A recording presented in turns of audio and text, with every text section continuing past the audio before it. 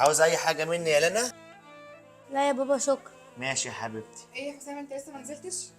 كنت بطمن على لنا بس. طب يلا بقى عشان ما تتاخرش. معلش يا فاتن خلي بالك بس من اللي انا بالله عليك.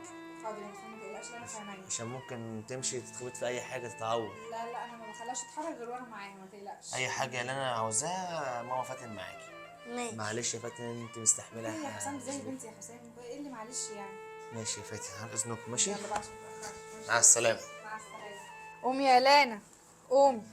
قومي اصل ابوكي موصيني عليكي. ماشي بالراحة. ماشي ما بالراحه وخلي بالك لكن خبتي ايه يا لانا مش تخلي بالك يا لانا مش تخلي بالك امشي يلا. ايه يا بنتي كيف حسين نزل؟ نزل مفيش غير المعتوهه اللي جوه دي. البنت اللي عاميه دي لا انا بقلق منها قوي. هتقلق منها ليه ما بتشوفش حاجه ولا عارفه اي حاجه يا بنت ادخل. هتحس بينا. هتحس بايه بس. شغل بقى الكاميرا.